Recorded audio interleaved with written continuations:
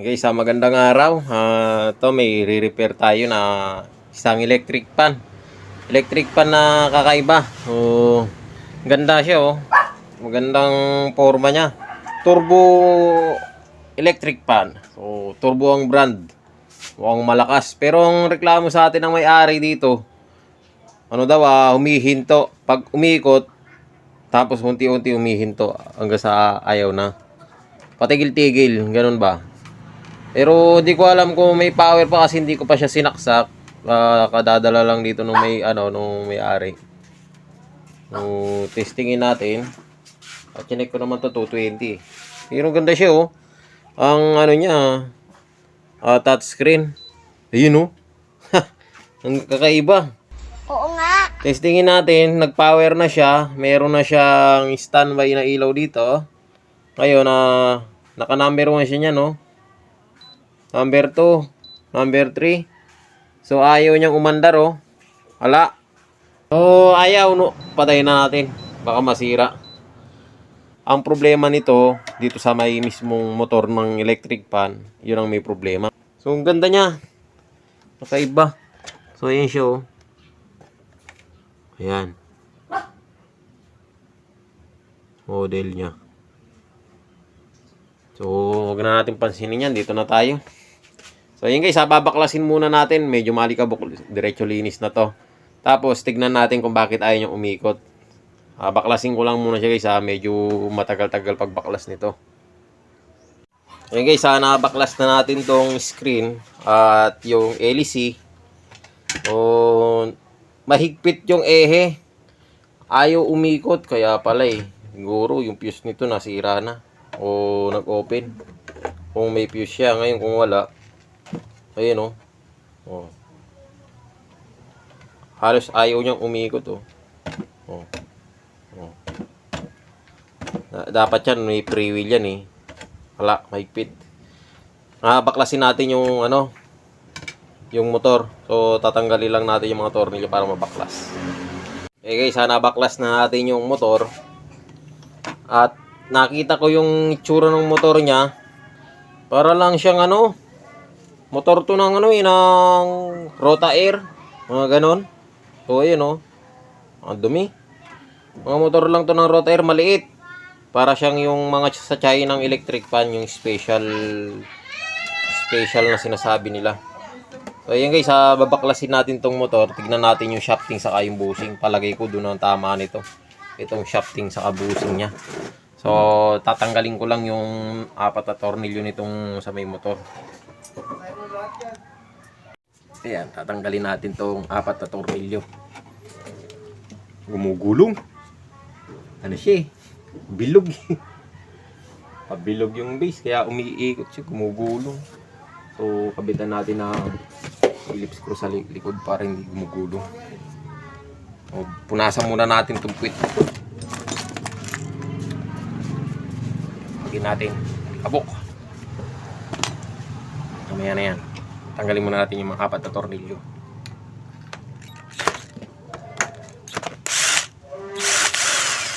Nagpit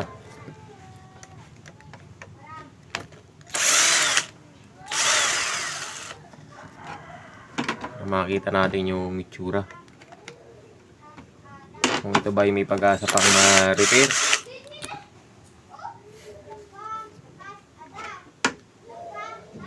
Hindi ko na tinester yung motor niya kung buo. Diretso na tayong baklasin ito. Doon na natin tester sa fuse.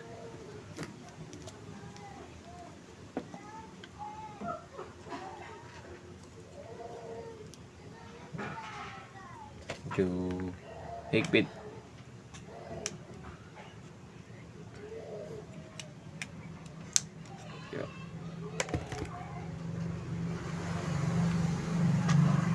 Yun. Nahulog.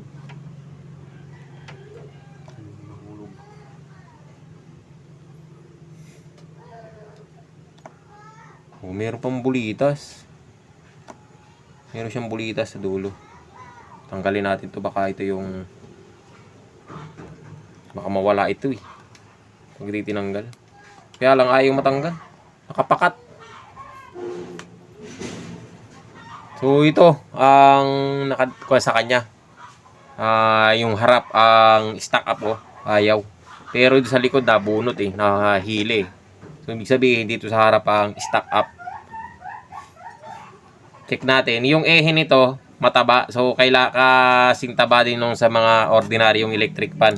So ayan guys, ito madali lang naman manap ng dito kasukat. Saka yung bushing. Sa ganito, yung shafting, pag nasiraan tayo ng shafting nito, halimbawa nasiraan kayo ng ganitong shafting, pwede naman yung sa mga ordinaryong electric fan, puputulin lang natin yung likod. Hanggahan lang, susukatin lang natin, tapos pupututin lang. Pwede naman to. So yun guys, babaklasin lang natin tong niya. Mahigpit. Buka nating ponduhan ng langis.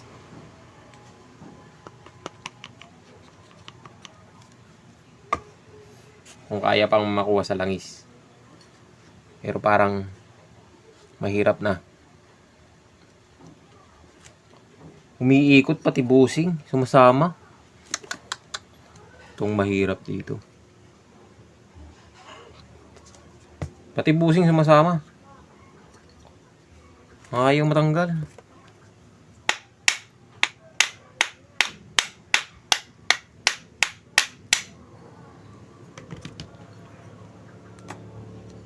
Natin baka pwede pa itong shafting bushing lang ang papalitan natin. Yon, lumuwag-luwag na. Yun, lumuwag na. Pwede na. Linisin natin. Pero bago natin linisin, check muna natin yung bushing saka yung shafting. Baka may tama ang shafting bushing nito.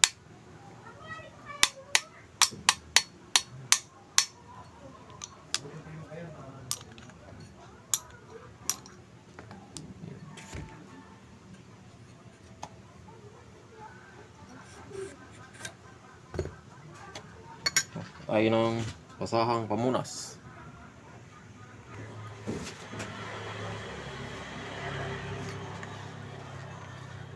Nasa natin. Mukhang okay pa yung shafting. Makinis pa. Ay, namakatlan talaga. Bushing ang palitin dito. Ganito. Ayun Ala pa siyang, siguro meron kayo na aninag dyan na medyo konting itim-itim, pero paayos pa. Ngayon ang gagawin natin dyan, linisin lang natin mabuti at ang papalitan natin yung bushing.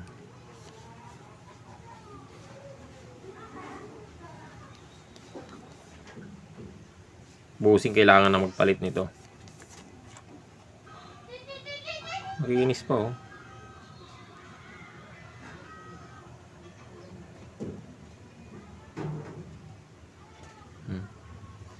bushing ang papalitan natin. Yung mamaya papasadahan natin ng bagyang liha lang, bagya lang.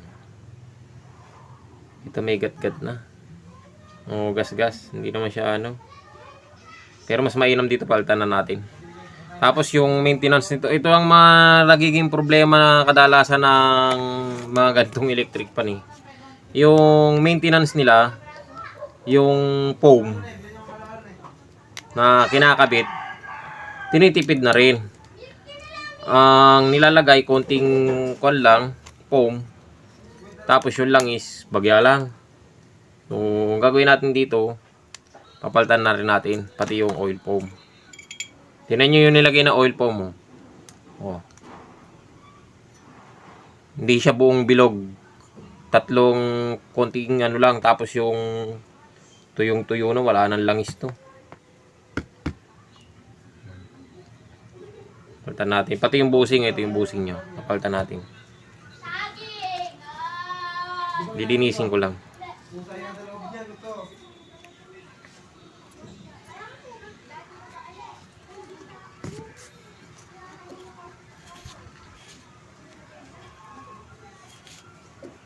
Hindi rin makukuha to, kahit palangisan mo sa may-ari ito, hindi malalangisan.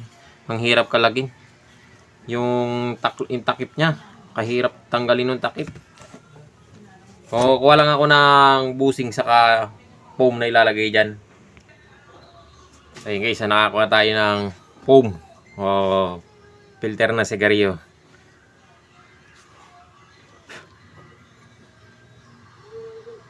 Linisin muna natin tong housing ng busing. Tapos lalagay lang natin yung lalagay natin yung busing. Yun. Tapos ipapalibot natin itong oil foam o filter na sigarilyo.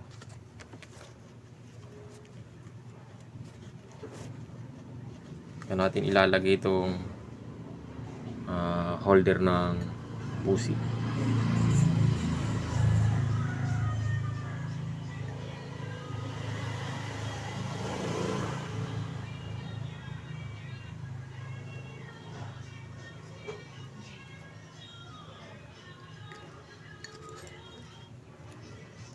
Yan. Pwede na natin siyang tutupi lang natin ito.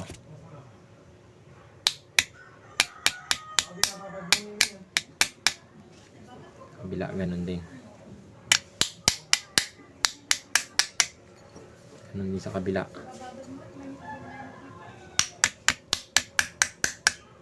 Yun. Okay na. Pero parang kulang sa tupi. Kuha tayo ng pampupukpukan.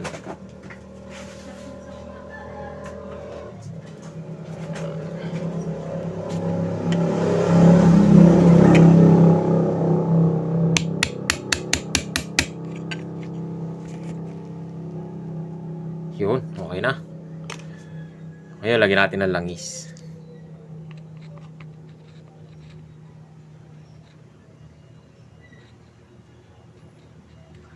Dagdagan na natin para tumagal.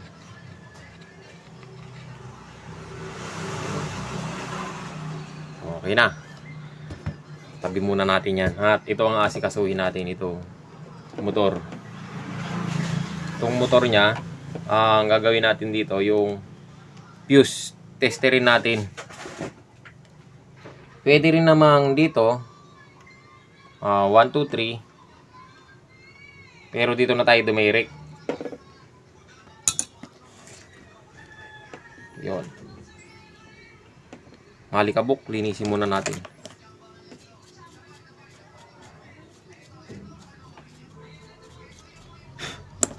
Yun. Ang fuse niya ay ito. So, fuse. Tapos ito. Bukan natin testerin.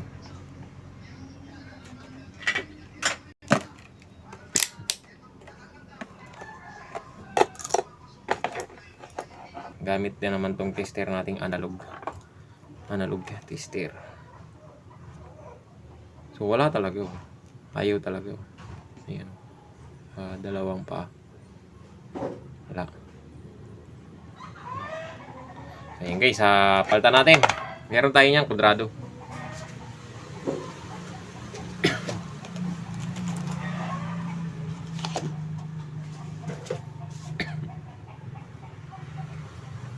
Ito. Buo yan. So, hindi natin tetesterin. Tiwala naman tayo na ito ay buo.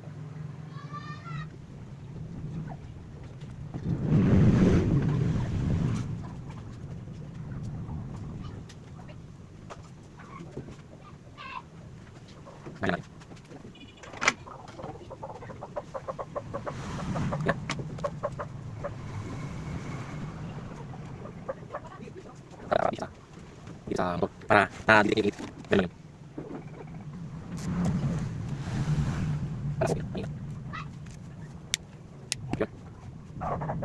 Ayan.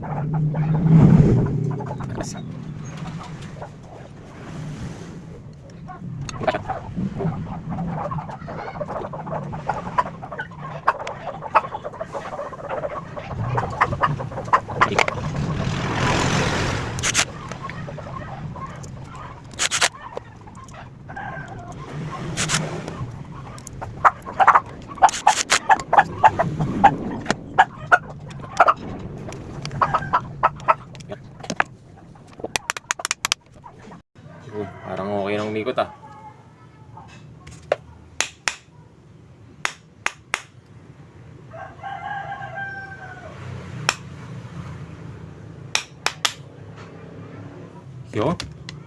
Condition na. Testingin natin. Kung iikot na ba. Sana umikot na. Yun. Power. Yun. Okay na. Umiikot na, oh. Number 1. Number 1 pa lang pala yan. Ito yung number 2. Yun. Number 3. Yun. Bright na bright ka talaga. Hoy. Okay na. So, pwede na natin siyang isalpak. Pero bago yan, syempre, linis muna. Lilinisin muna natin. Kasi malikabok. So, linisin ko lang muna. Kaya guys, sana linis na natin yung screen. Sobrang hirap linisin ng mga screen ito. Yung mga pag-ipagitan niyang yan. Ang hirap i-brush niyan isa-isa. Yung nakakapit dyan yung dumi, lalo na doon sa gawing loob. So, ngayon, nalinis na natin. Pinagtyagaan ko. Pati yung LEC, okay na. Ayan. Testing natin. Lit-lit na electric pan. Ang hirap gawin.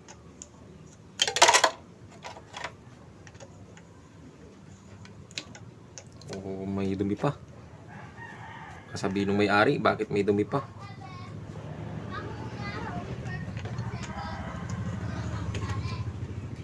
Ayun.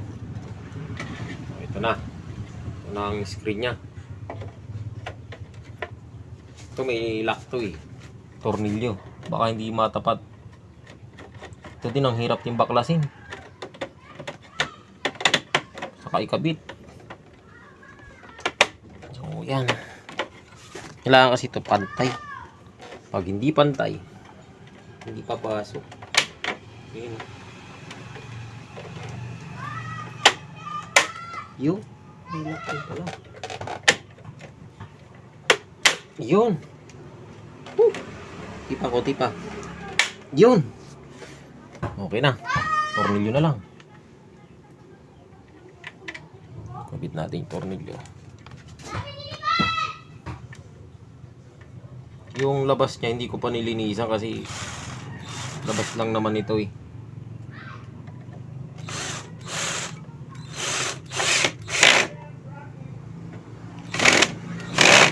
So yun, okay na. Tayo natin para malinisan natin yung baba. Pero bago yan, syempre final testing muna tayo. Bago natin siya linisan yung baba. Saka yung likod. So ayan guys, testing tayo. Saksak natin yung plug. So ayun, nakasaksak na at tumunog na. Umilaw. Power tayo. So ayun, naka number 2. Lumipat siya sa number 1. So, yan, number 1. So, pindutin natin yung number 2. Itong plus. Yun.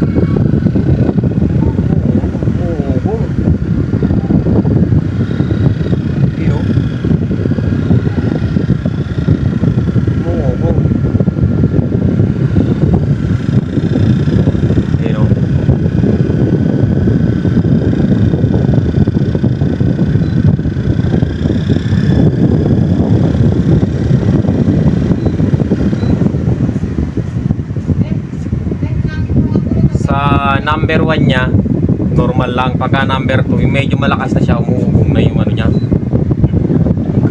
So yan o. Wala na. Normal. So okay na. So yan guys, okay na siya. Testing natin sa swing, baka hindi na nagsuswing. Punta tayo sa taas. Okay, pataas. Pataas. Tingala. Ay, bakit pati tayo tumitingala? Napapasunod tayo sa electric fan. So, aganda oh, tingnan nyo. Sino ba naman mag-electric fan sa Kisame? Sige nga. Alam mo naman itong ginawa naman ng gumawa nito. Mag-electric fan ka sa Kisame sa Kisame naghahangin. Sige nga, aangat siya sa taas. So, Kisame ang maihipan niya ng hangin. Meron bang ganon? Ay, iba na yun. Taas. Papunta sa Kisame. Anong ihipan niya sa Kisame? Butike. So, bababa. Antayin natin yung pababa. Oo, ang tagal pa naman pagdating sa taas. Okay, bababa. So, down. Ganda nga ng electric pan na to, nakakatuwa. Gandang ano.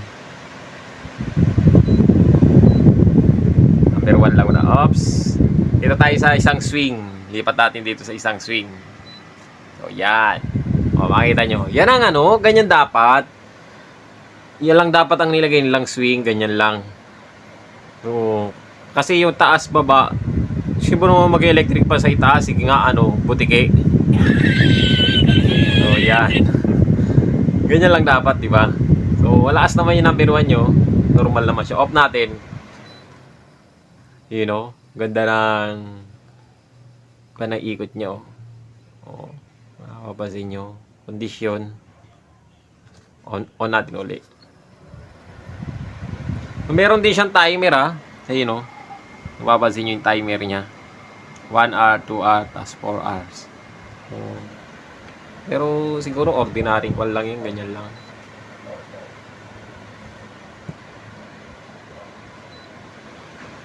Ito lang, ang mahirap lang dito, pag ito ang nasira, itong mismong panel board niya na, itong pinaka-panel control niya na to. Pag yan ang nasira, ala na. Mahihirapan na gagawa. So, pwede yan, i-convert natin ng manual, maglagay ng switch dito, bubutasan natin dito. Yan, bubutasan dyan. Saka pindot-pindot na lang. Pwede yun. Convert ng ganon, manual. Ano to, palagi ko to, may remote to, di-remote. Kasi meron siyang butas sa ino. Di-remote yan. Para sa sensor yan eh. Yan. O hindi dinala ng may-ari yung remote. Basta ganyan na di-button, di-remote yan. So yun guys, okay naman na siya. Sana nakatulog sa inyo yung video na to. Maraming salamat sa panonood.